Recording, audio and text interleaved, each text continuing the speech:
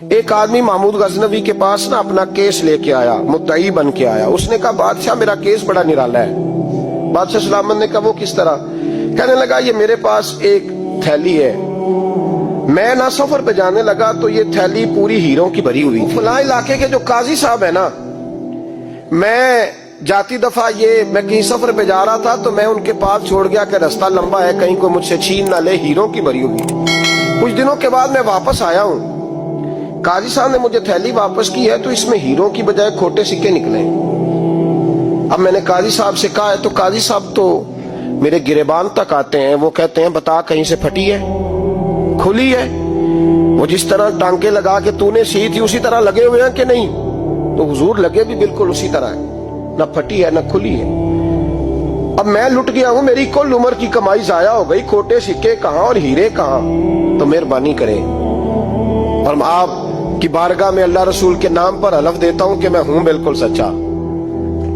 محمود غزنوی کہنے لگے تو جا، تھیلی چھوڑ جا، اور جب میں تجھے بلاؤں گا پھر دوبارہ آنا۔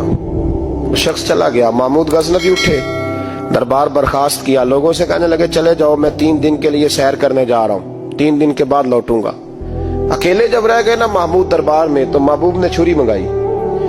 وہ جس تخت پہ بیٹھتے تھے وہاں گدا بچھا ہوا تھا، یہ گدا پڑا ہے نا، وہ گدا بچھا ہوا تھا۔ محمود نے چھری کے ساتھ اس کو پھاڑ ڈالا اور چھری جیب میں رکھی نکل گئے۔ کہنے لگے میرے بعد کوئی میرے دربار والے احاطے میں داخل نہ ہو۔ محمود چلے گئے۔ اب وہ صفائی کرنے والا جب آیا نا، اس نے آ کے دیکھا تو گدا تو پھٹا ہوا ہے۔ اس نے شور ڈال دیا، پہرے دار بھی آ گئے، فلاں صاحب بھی آ گئے، فلاں صاحب۔ اس نے کہا وہ خدا کے بندو، اس کا گدا پھٹ گیا ہے، وہ تو مار ڈالے گا۔ اس نے کہا تھا سوائے صفائی اور نگرانی والے کے دوسرا آئے کوئی نہ، اور یہاں آیا بھی کوئی نہیں، پہلے دن ہی پھٹا ہوا ہے تو لٹکا دے گا سب کو، کیا کریں؟ شور ہو گیا، سارے دربار کے ملازمین اکٹھے ہو گئے۔ ایک بندہ بولا، کہنے لگا فکر نہ کرو، میں کیسے بندے کو جانتا ہوں، اس طرح سیے گا کہ جس نے پھاڑا ہوگا اسے بھی پتہ نہیں چلے گا کہاں سے پھٹا تھا، ایسا بہترین رفو کرے گا کہ پتہ بھی۔ اس نے کہا یار ہم سارے 1 مہینے کی تنخواہ دیتے ہیں، تو بندہ بلا۔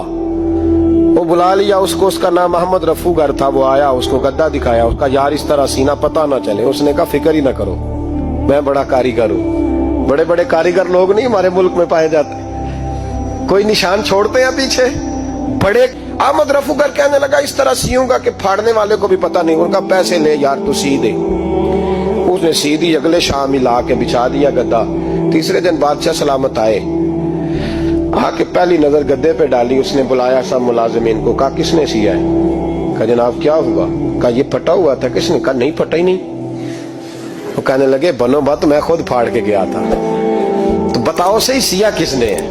کہا جناب آپ پھاڑ کے گئے تھے تو بتایا کیوں نہیں؟ فرمانے لگے اسی لیے تو بتایا نہیں تھا کہ تم خود تحقیق کر لو، بلاؤ بتاؤ سیا کس نے۔ تو بلا لیا، احمد رفو گر آ گیا۔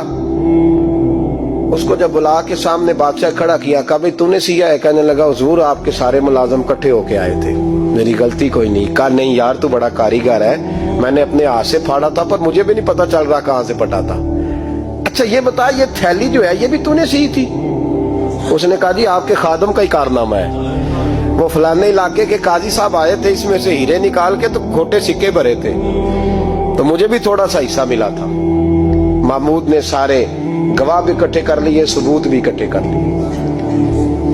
پھر قاضی کو بلایا، پہلے سارے ثبوت اور گواہ کیس حل کر لیا۔ پھر ہمارے ہاں یہ حال ہوتا ہے کہ مدعی 2-3 ہفتے کے بعد خود ہی ہاتھ باندھ جاتا ہے، کہنا تسی میری جان چھڈو، مجرم پھڑو پاوے نہ پڑھو۔